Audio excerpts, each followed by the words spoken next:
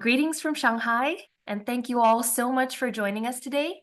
My name is Rebecca, and I'll be your facilitator for today's webinar.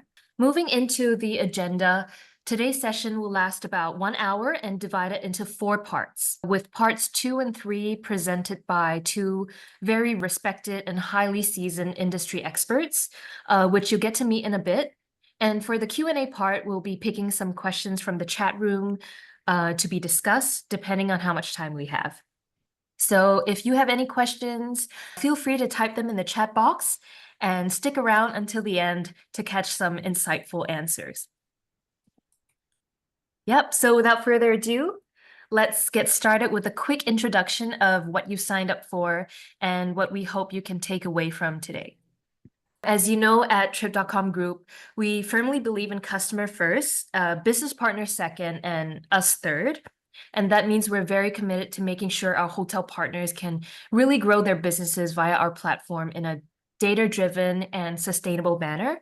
That's why our teams have been active on social media and also organizing informative webinars like this to communicate and engage with all of you, and to keep our hotel partners constantly informed and inspired. If you are here with us for the last session, you might remember it was presented by one of today's speakers from DerbySoft and covering the topic of hotel revenue management, a topic I believe is super relevant for everyone here.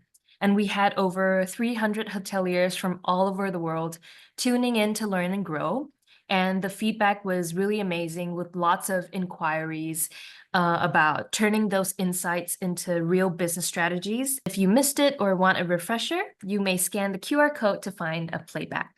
So with that, I'm so excited to reveal our 2 gentlemen experts I mentioned earlier. First, we have Richard Boyer from Marriott International, who is currently Regional VP for Hong Kong, Macau, Taiwan, and Hainan. And joining him is our returning guest speaker, Jun Lai, Senior VP for Business Growth at DerbySoft. So welcome to both of them. Yep, they'll be sharing their extensive insights for over a decade of experience in hotel pricing and distribution. So this is a very, very unique opportunity to gain insights from really seasoned experts and potentially enhance your business strategy. So don't be shy in raising questions or making comments in the chat box. We'll get back to you at the end of the session. With that, I'll hand the stage over to Jun. Alrighty, guys. I'm very happy to be back, and this time I'm joined with my good friends Richard Boyer, and then hopefully we can talk about this topic with all of you. I see a lot of people are still joining, and there's a lot of you in this webinar. Thank you so much for your time. I think pricing and rate parity was the #1 topics that many of you left with your feedback that you hope to hear from us today. So I'm going to talk about that. I will use my 20 minutes, and then Richard will join me for his 20 minutes, and then hopefully we can leave some time for the Q&A. And again, I know due to the amount of participants, so this is not a quite open forums, but I think if you can type your questions or leave your comments or any feedback in the chat room, that will give me more feeling of like this is interactive. And any question, any feedback that you provide to us, I'm sure Trip.com and us will get back to you, one by one. But it will be good to have some discussion around in the chat room, and I see a lot of chats coming in. Okay, so I will spend the first 5-10 minutes. I will fly through some of the hotel basic pricing introduction. I believe many of you are seasoned sales manager, revenue managers, or distributions. So those topics should not be too unfamiliar with you, but still it's good to go through some of the basic stuff. I know Richard later on will also cover from Marriott's perspective, some of the very important index, how you measure the pricing efficiency and so on and so forth. So I'll use the first few minutes, go through this very quickly, and then I'll focus on the remaining 10 minutes to give you guys a bit of the perspective of the rate parity issue, which I know is dear to your hearts and also my heart. And then I've gone through a lot of experience in my OTA and my Hilton times. So we can go through that as well. So I'll just touch on different pricing types, and ultimately, from my perspective, I encourage hotel practice dynamic pricing, and I'll talk about that a little bit more. I guess many of you do pricing. This is not too strange for you. I mean they expand themselves by the definition of the pricing type.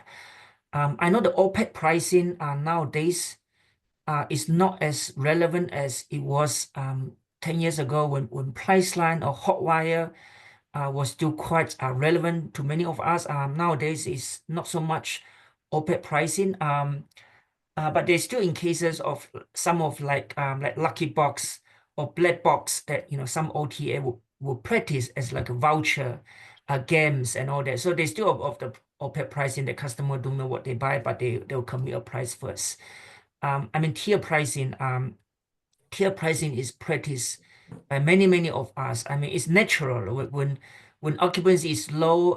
You start with something more reasonable, and then you go higher and higher. This is one of the most common pricing. But then there's still pros and cons for different types of pricing. Even the dynamic pricing that I personally recommend, there's still a bit of the issue. Like it's very difficult to budget and forecast. But it's more rational in a way. But tier pricing also practiced by a lot of the people. I mean the bigger problem of the tier pricing is that sometimes, for whatever reason, if the demand doesn't come through as you expected, you drop your price last minute. That will cause a lot of the problems in all the channels, particularly OTAs.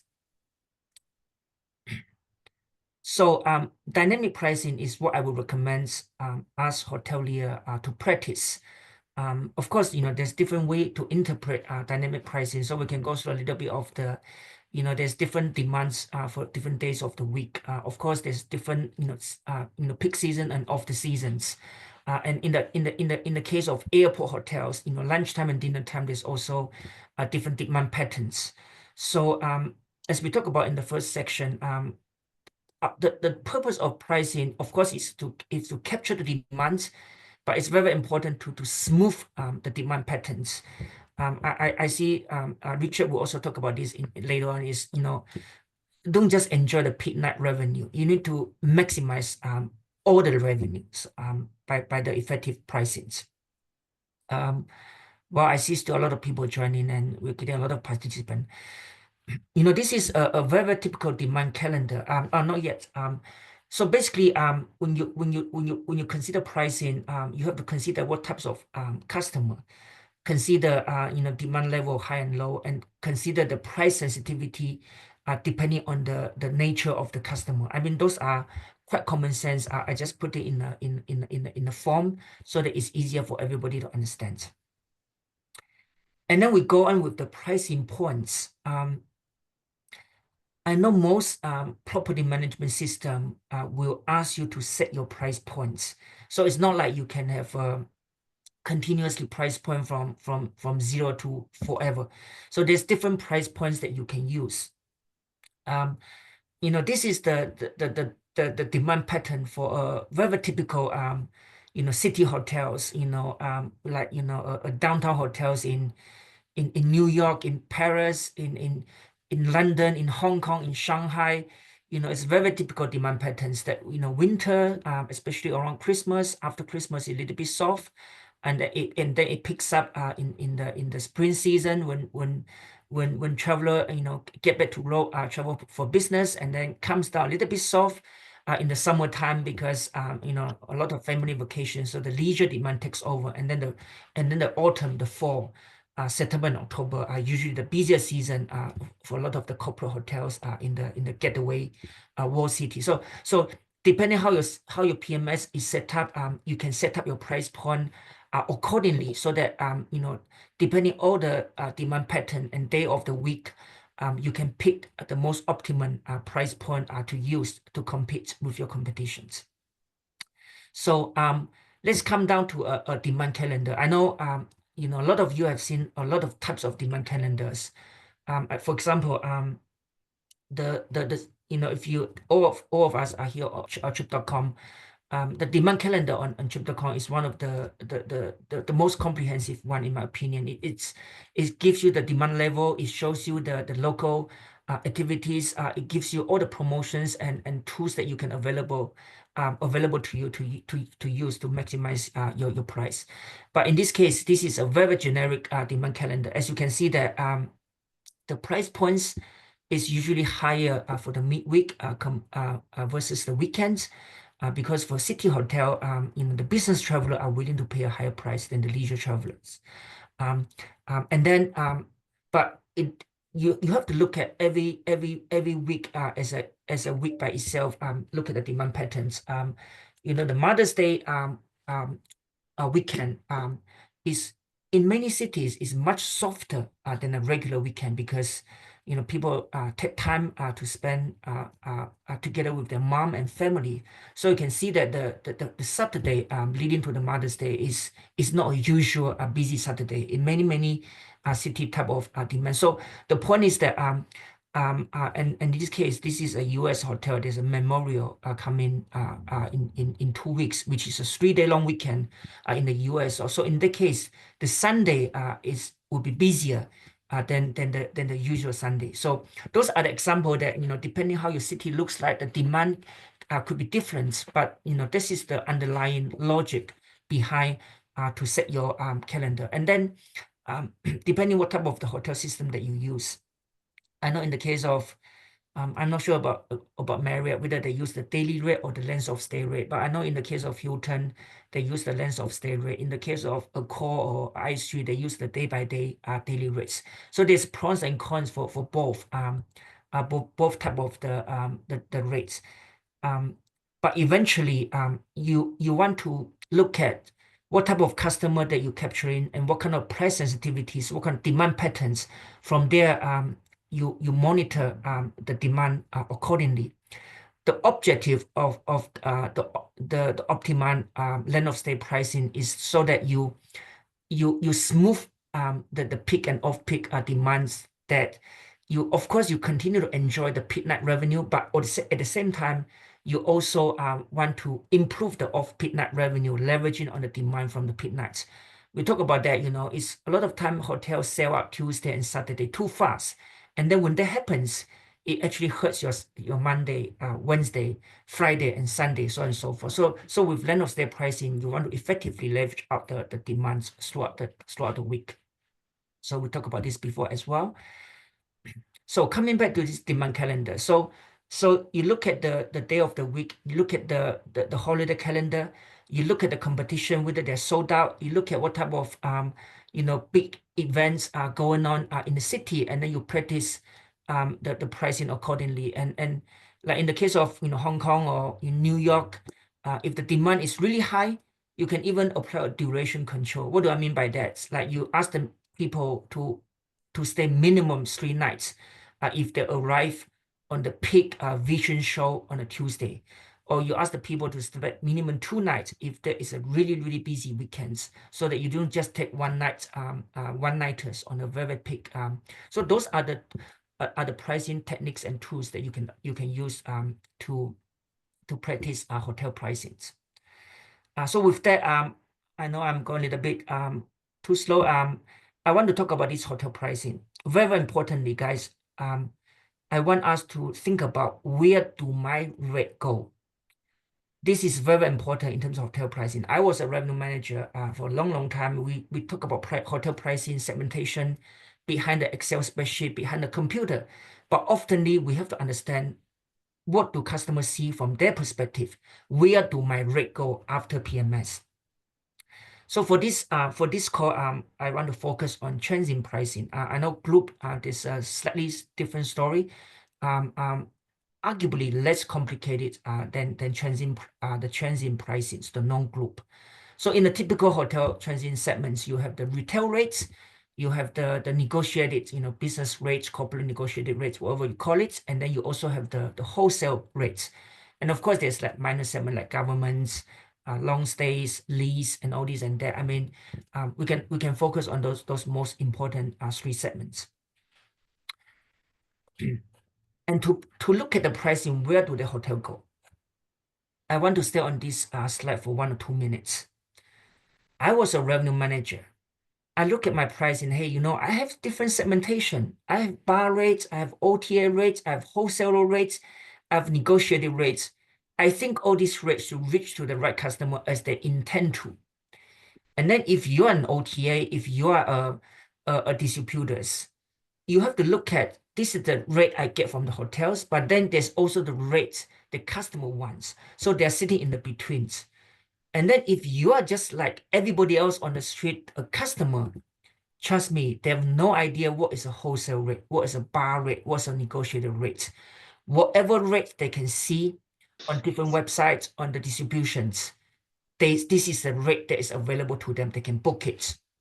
So the question are we ask, are we really customer first? I really want to challenge the hotels friends here. I was a hotel for more than 10 years. I think there's a different way to look at customer first. In my argument, OTAs and some of the customer-friendly websites really have certain edge over the hotel. I give you a couple of reasons. There's so many touch points when the customer checks in at the hotels. At the front desk, through the doorbell, you know, going to the gym room, going to the restaurant, you know, interaction with the housekeepers, the conference room and all this and that. There's so many touch points of the customer, and all of these touch points are highly, highly manual and offline. Think about if you're the OTA, you know, they have an app, they have the website. You know, if looking about the apps, the OTA is even able to capture your eyeball movements on the screens. So the data-driven of the customer first is really, really data-driven in a lot of the OTA apps. Super clean, accurate data. Like in the case of Ctrip, you know, you can imagine how accurate their data is throughout the customer journeys. And secondly, hotel system are complicated. You know, sometimes when customer check in, they need to move their rooms, they need to change the rate codes. A lot of the information got miscoded in the system. So garbage in, garbage out.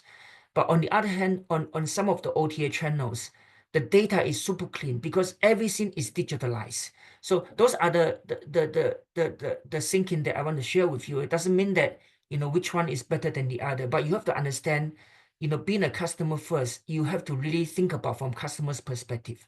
Let me ask you a question. Which one of the hotel websites do you really enjoy making a reservation?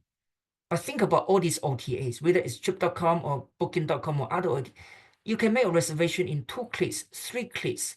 Every information that you save, credit cards, your wife's name, your daughter's name, your own name, your birthday, everything is saved automatically in the OTA, allowing you to use so effectively and fast.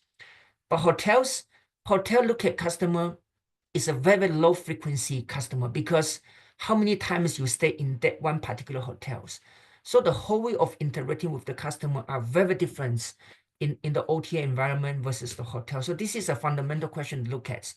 And then we coming back to where do my rate go? I'm going to stay here for 1 or 2 minutes and then explain to you what I think. And then there's 1 or 2, 3 cases, and hopefully they can help you to control your rate parity issues. Hotel PMS, I set the bar rate to be $300 US. I put it in the PMS. It goes to my brand website, goes to my apps, goes to my mini program, whatever you call it, and then it gets sold to the customer. So in those cases, it's quite straightforward from myself to the customer. And then if my rates puts onto the OTA and then gets sold to the customer, you can think about what's happening to those rates, to my rates on the OTAs. Have there any changes been made before it got sold to the customer? So this is a question to think about. And then you jump to the left, you jump to the bottom 2 boxes. Hotel, I'm the hotel revenue manager. I set a so-called wholesale rates. See, I said my barrel was $300 US. Let's say I sell a wholesale of $220 US. I give those rates through the connectivity to one of the global wholesaler, a big bed banks, like this hotel beds, web bags, TBO, and then many of them. They themselves will again forward distribute this rate either to the OTA, then it reach to you directly, or it give it to an offline travel agent. It also reach the consumer directly, or in some cases, they give those rate to other bed banks, and then it goes rounds and rounds. So in some cases, a rate from PMS all the way to the consumer, it can go through 10 different loops from OTAs to bed banks to local distributors to regional OTAs to regional wholesalers. So there's many routes it can go through before it reach out to the final customer. So if you want to control your pricing issues, you have to understand where do those rates go and where do the customer see your rates on different touch point as they can see. And same case for local distributors. So to sum up, there's this case one is what you want it to be. Arguably is quite clean. From hotel system to hotel website, it reaches to the customer directly. But I also tell you, in some situations, there are people who manually book some of the hotel website only promotional rates and then get those rates and sell it to other distributors and then reach out to some of the customers. It happens. There's also technology will do that. Some of the hotel membership rates is only available on the hotel website. There are people and technology will book those rates and then resell it to other consumers through other channels. So you have to think about this perspective. And secondly, this is what we talk about here. Your rate is given to OTA, whether through the connectivity or through the action nets. Then you have to ask your questions. What has happened in the OTA before it reach out to the customer? And then the last case is what I talk about. This is where the rate parity issue occurred the most. This is actually a very simplified flow of where the rate goes before it reach out to the customer. In practice, you can add another a couple of loops on top of this so that you can figure out, the rate from the OTA, the rate from the hotel PMS, all the way to the consumer. There's many steps. So there's different cases and that explains some of the rate parity issues. So with this, I hope, I work both in the OTA, I work both in the hotels. Those information will be helpful for you to understand the pricing and rate parity issues. And with that, I'm going to give the floor and time to my dear friends, Mr. Richard Boyer from Marriott, and then continue with the topic that you guys care about. Over to you, Richard. Thank you very much, Jun. Very much appreciated. Great to be with you today. Let me share my screen now. Just thank you very much, Jun, and very much honored to be invited as a speaker with you this time. I've been working and knowing you for a couple of decades now, and so it's great to be sharing these moments. Good morning, good afternoon, and good evening, everyone. My name is Richard Boyer, and after several decades of revenue management and sales, I'm now leading as Regional Vice President for Hong Kong, Macau, Taiwan, and Hainan for Marriott International.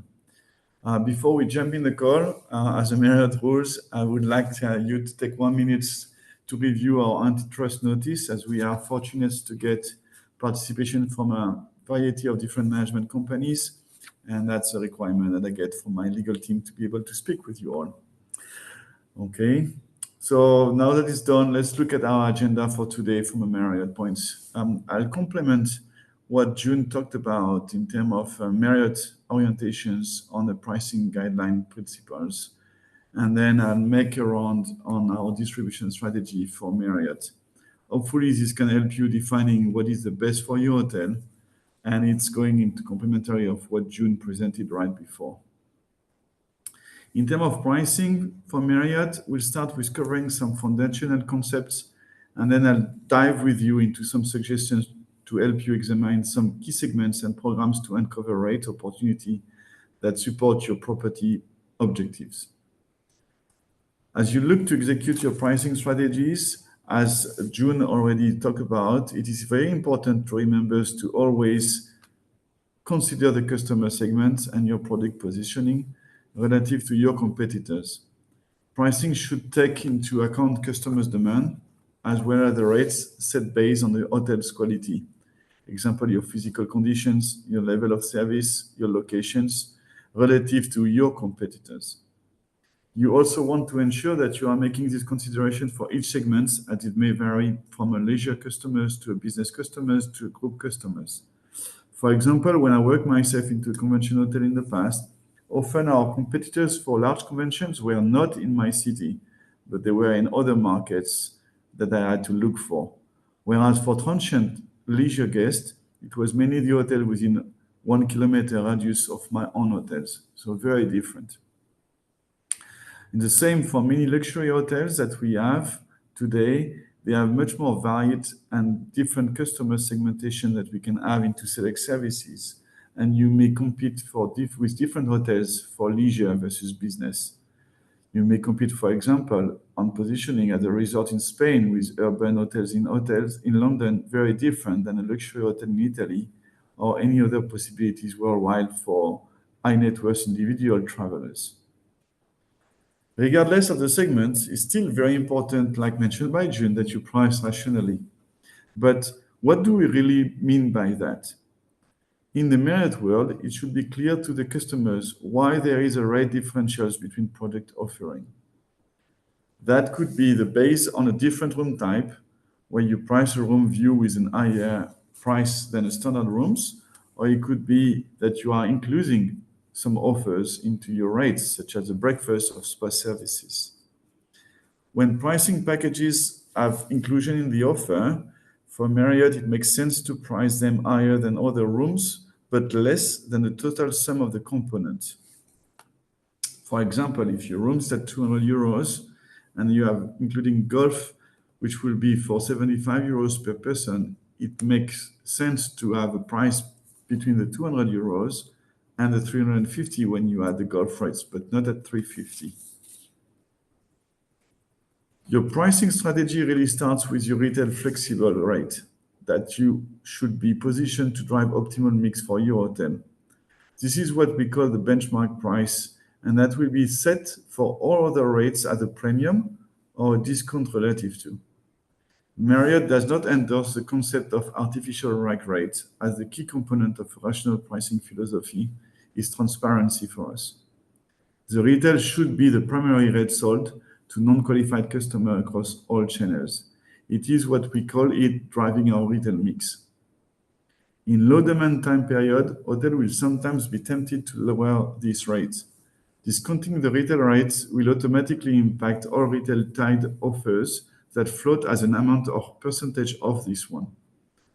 While this may allow you to achieve short-term wins, competitors' reactions may negate any long-term success.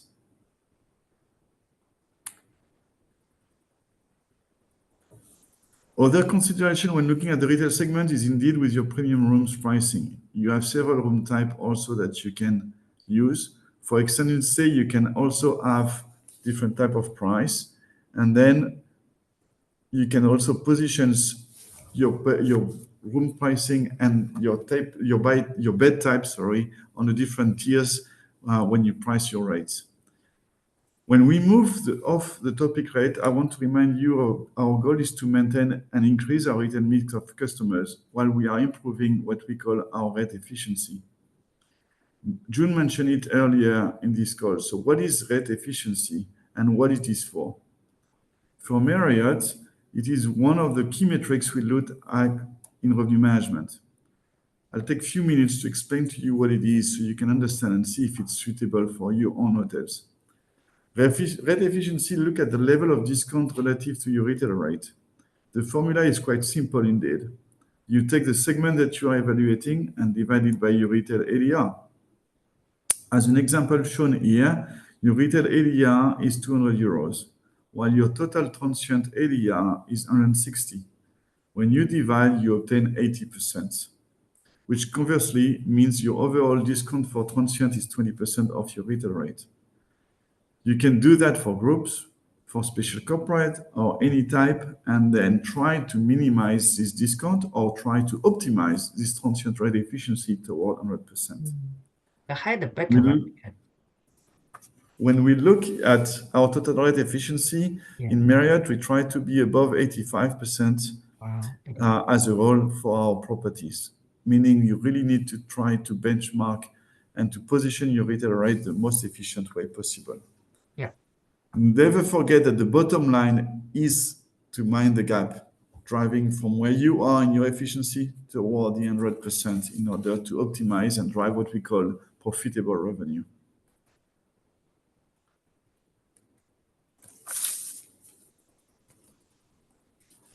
So it's obviously would be great if it could be 100% for every hotel or 99%, but it's not possible. This is why we look at different various customer segments to determine if additional price points are needed. Jun mentioned many of them. Discounts are an important part of every hotel strategy indeed. However, you really want to be strategic. Each property should determine the segment strategy that will yield the most revenue and profitability. To help reduce this trade down, transient discount should be qualified or fenced. I will go quickly on this one since Jun talked a bit earlier about that already.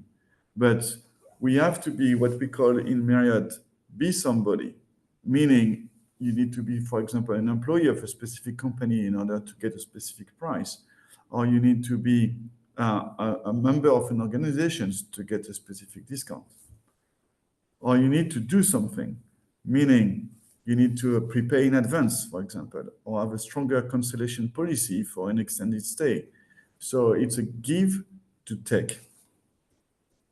In most cases, discount will be yieldable, meaning that they can get restricted during period of higher demand. However, it is very important to understand that just because a rate is yieldable doesn't mean it is incremental, and therefore it's not always profitable to the hotel. Jun talked to you about peak days versus shoulder days, and that's a very good example. While you can limit the number of rooms sold on a peak night, there is still the scenario that customers who buy the rate on non-sold out nights are still trading down. So keep the same focus to drive enough customers to offset this trade down in order to yield the rates. Some other things you should remember to minimize the risk of trade down, including ensuring that your offer are one, targeted. This could mean toward a specific time period that is a low demand period for your hotel, or maybe certain days of the week. It could be geared toward a specific customer segment, like special corporate, where you might negotiate a rate for a local company on specific days of the week, for example. This should also be geared toward a more price-sensitive customers than your hotel typically retail audience. You don't want to dilute your retail customers in giving them a discounted offer. For example, you could have senior discounts for people which are traveling as a segments which are living on a fixed smaller income than your usual traveler. You could also have for family, when people don't do expense reports, but they are on their own as spending, and with family it could be a bit more difficult for them. Your discount should also be focused on acquiring new customer. You don't want to delete the existing one. Therefore, you really need to partner with your marketing and revenue management. It's not just putting a rate on the shelf, it is also promoting it into the right channels in order to attract this incremental customer within your markets. Trip.com market manager are dedicated professionals who conduct data-driven analytics on customer booking behaviors and offer platform insight that hotels can leverage. We recommend you to collaborate with them, as hotels ideally seek market managers the commitment to align strategies and provide actionable insights together. That will really be helpful for your hotel to define and get data. Still, you ever been confused by the amount of choice provided by a company? If you look at the deals offered in this worldwide very well-known food company, well, which one would you buy? Would it take you a few minutes to figure out or what is the best option for you or for your family? How would you do? For some customers, this profusion of offers can be causing some frustrations. and steering people to look elsewhere where the decision is much easier to take. Now, an hamburger, it may not be the same as an hotel, but a guest of a hotel could easily switch from our website to a competitor, isn't it? Therefore, when talking about non-qualified rates available to the general public, it is very important not to give customers too many choices and to remain very clear in your offering. Lastly, there is also a word of caution of too many discount offering. Indeed, some companies are really living on vouchers and on discounting price structure. How many of you ever use an online discount code or a coupon that has been mailed to you for a retail store or something else? These customers will never step foot into your own hotel's website or into your own store without one of these discounts. Is that what you want as a customer? Or please just leverage them when you really need them. You want to avoid this approach as being an hotel pricing strategy, but much more opportunistic. So we've covered so far what we are calling the theory of the Marriott pricing strategy. But what does it mean in practical terms? I'm now going to take some time and that we have together and look at some specific strategy considerations for some key segments of transients. First up are prepaid rates. Jun talked about this one, but prepaid definition of those rates are the ones which require customers to book and pay in advance. These are typically set up of a percentage of or an amount of the retail and flexible rates. You've got here on this screen 3 different type of product that we are using with Marriott. What we will do is most of the times recommending not to use them all together, but some of them. What you need to ask is, first thing is, do you need this offer of prepay in your current market? Secondly is, what customers are you targeting with this type of rates? Third is, what is your average booking window of your retail mix? And what kind of fence are you putting in place in order to avoid dilution of your existing customer? Next is, what kind of discount you have to give them to be attractive enough without diluting too much your existing customers? And lastly, what are your competitor offering in terms of prepaid and advance purchase? How do you remain competitive? Reviewing your discount level and cancellation penalties versus your competitive sets for prepaid advance purchase product, and consider this cancellation penalty are key. Look for opportunity to reduce the discounts, of course, or increase the booking window or the cancellation policy. Beyond prepaid, we also have discount rates. You can use it for long-term stay, for example. In Marriott, we use it for a minimum 7 nights, and sometimes much longer, to avoid trade down on our existing short-term retail customers. Resort also are the ones we are using this kind of longer stay, but we try to avoid to get a discount on stay more and save, or buy X and get Y offer type of strategy. Next, we are going to review some suggestions for special corporate, otherwise known as business transient or BT. It is important that you really review all of your BT accounts to identify those with contractual obligations versus your courtesy rates. We have opportunity to move even your large accounts and non-last month availability in order to yield them, or to try to do seasonality, or even to get a percentage of retail instead of a fixed price. Bundle rates, which are considered as package, Jun talked to them about. I won't be too long around that, but it is something that you still existing and which could be a good opportunity in distressed type of inventory. Once again, Trip.com is a one-stop shop advantage where global customers can book all their travel product on a single platform. So hotels participating in Trip.com package program can tap into their extensive flight customer base and drive cross-sell opportunity. So it could be an opportunity of package program when you need some business, or to do incremental business to hotel worldwide, for example, during Chinese New Year, where Chinese customers will need to travel on long hauls. Another product which is available, but mostly in the US, is the OPEC rates. So I won't talk too long around that, but it's something that participation in this program is optional. And again, if you participate, make sure you understand that here You can just set it and forget it. You need to drive and monitor it. So out of pricing, few words on our distribution strategy for Marriott, quickly for you. Distribution is a term we use to describe our merchandise and the way we merchandise our rooms and products across direct and indirect channels. Our distribution strategy in Marriott meaning having an holistic approach across all channels. You remember what Jun presenting you and how your rates can be distributed different ways.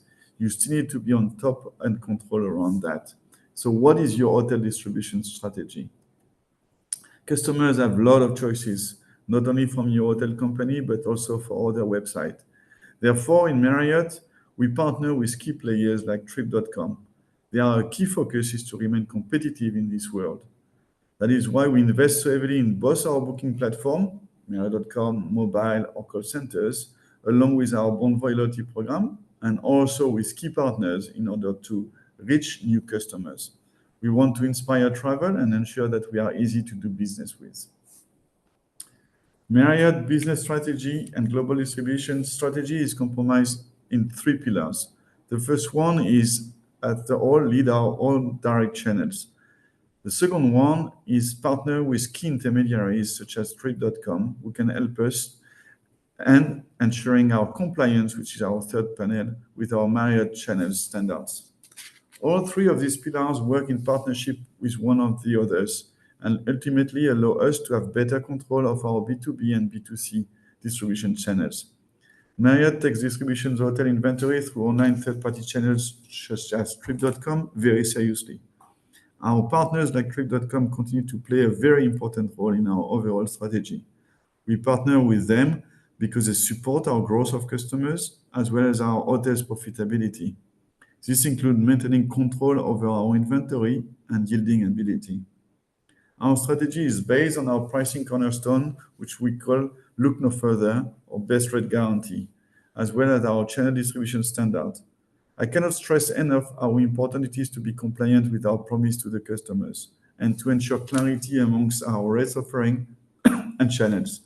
Once again, more does not mean automatically being better. We're going to go on the question later, so I just want to thank you all for attending these sessions today and giving me this chance to share a bit of what Marriott Group is in terms of pricing and distribution strategy, and I will be very pleased to answer some of your questions later on. Thank you very much, and I'm handing it back to Rebecca and Jun.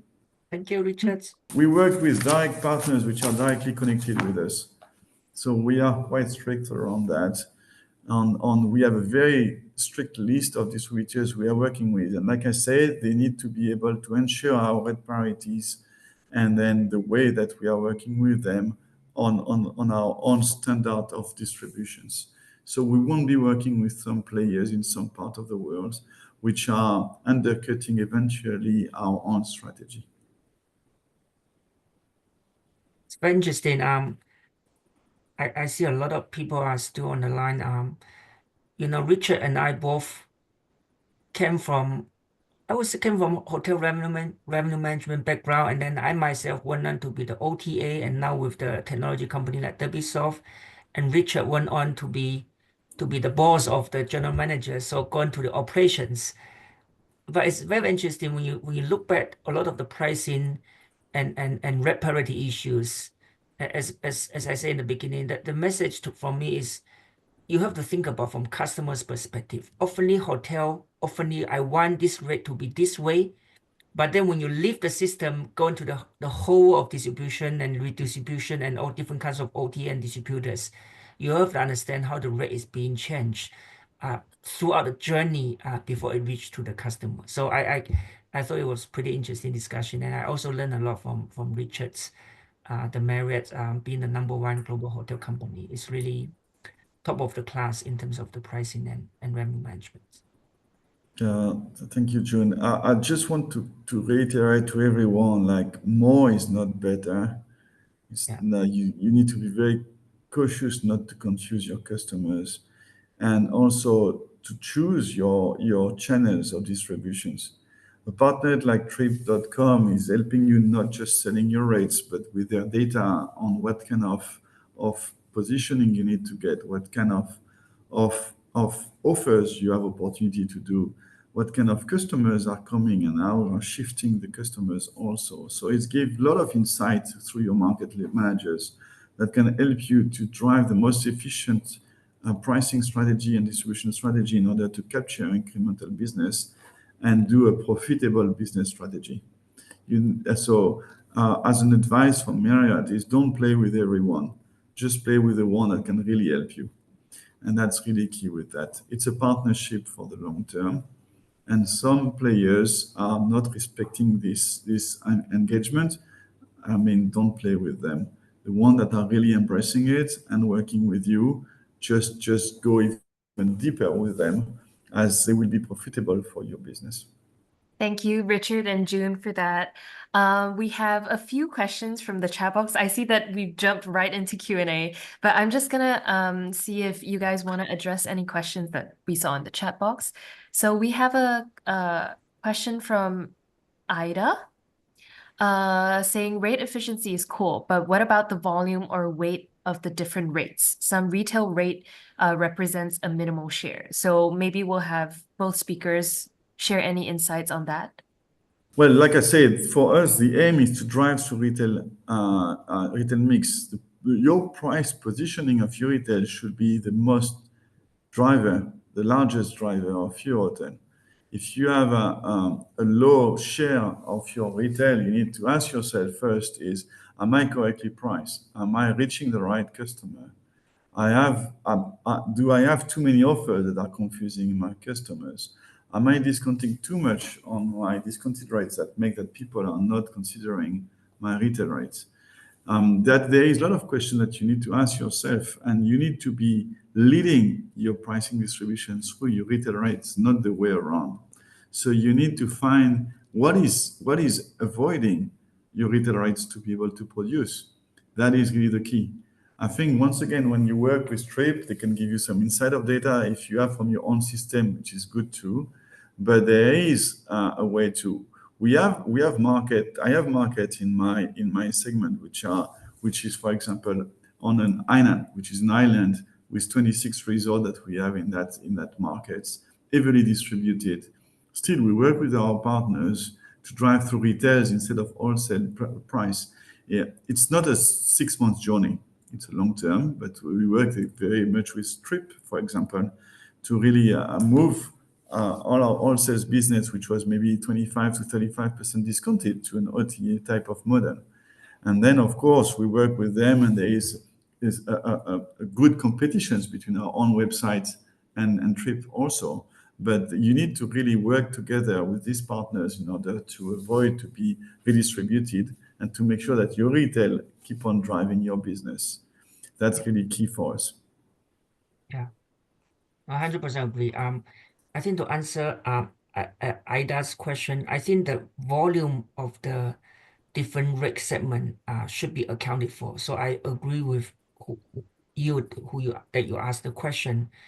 I think the rate efficiency, the whole idea of why the rate efficiency came about is, you have seen hotels like they have a bar rate that's so expensive. Nobody buys that bar rate. And, then hotel turn around, say they have a very, very good discount or promotions or wholesale rates and flying around in the markets, and everybody bought those rates, and then nobody bought the bar rates. So the rate efficiency would be very, very poor in this case. That's why you have to have a rational pricing that your bar rate should be reasonable to the markets, and hopefully everybody buys the retail rate, and then you have a very optimum pricing, rate efficiency. Because by nature, the negotiated rate and the group rates should be lower than your bar rate, but not too much lower. Otherwise, then your bar rate cannot be sold on the distribution channel. Right. Thank you, Richard and Jun, for answering that question. Ida, I hope that we've answered your question. And we have 2 minutes to answer one more question, so we'll take it from Jason. If we don't know the client's identity, for example, if they're corporate or leisure, is there any advice, or what will be our strategy to maximize, revenue or pricing? Wow, this is a good one. Jason, are you the Jason from Hotel Beds? I don't know, maybe. Yeah, now the customer identity are mixed. A lot of the business traveler, they extend for the weekend because they want to enjoy the weekend. But a lot of on the other hand, a lot of the leisure customer also stays through the week because it's a very typical nature of a leisure type of the customers. I think you can still practice different pricing strategy if the market segment can be clearly differentiated.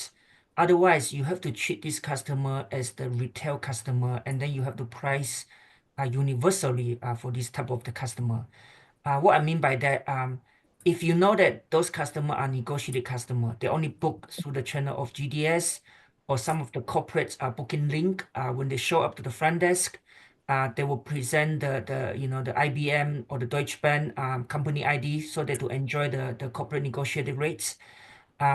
Otherwise, if it is a retail rate, it's very difficult to say I'm a business customer or I'm a leisure customer because oftenly the identity is mixed. So in this case, you just price universally and thinking that this is the retail customer. But of course, you can practice like weekday, weekends, and look at the arrival patterns. Like if, for example, if someone coming in Thursday for one night, you can arguably this is a typical business customer, corporate customer.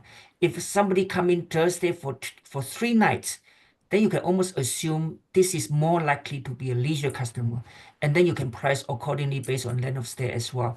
But this is a good question. As I said, the revenue management is part science, is part art. It's never 100%. Guess is also never 100% rocket science. So it's a mix. Yeah, Yep. I would say know your customers is a key. And that's where you need to look into the past data that you have or partners with partner like Trip.com that can help you with some data. And that's really important that you start to identify these kind of behaviors. It's not about the customer itself, it's about the needs of their customers. And so you will answer based on the needs that they are business or leisure, or that they come in small groups or individually with family or individually. It's what are their needs? And so I think when you look at the data, when you look at your partner data, work with your market manager from Trip.com and work with your own sales team, you will try to start to identify some patterns and some behaviors that you will see into your customers. That's what you need to look for.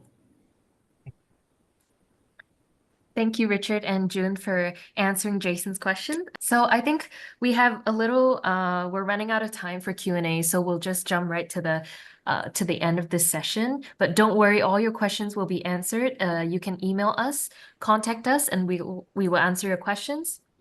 Again, very insightful sharing for both Richard and Jun, and a very holistic, comprehensive understanding of hotel pricing. As you guys said, it's complexity, but almost an art on its own. So with all the gold shared today, I hope that you guys can turn those insights into actionable strategies and get in touch with your market managers, use those data, get the distribution strategically. Do not hesitate to use whatever you've learned today to approach us. And again, you can search us up on social media to stay informed about upcoming sessions. And also, if you want a replay of this session, you can follow us on LinkedIn and we'll be posting that very soon. Right, so I'm going to leave the last 3 minutes for a wrap up. Thank you all for coming today, and we love to hear your feedback. Please scan the QR code and share. And yeah, enjoy the rest of the week. Thank you. Thank you, everyone. Thank you, everyone. Thank you so much. Thank you.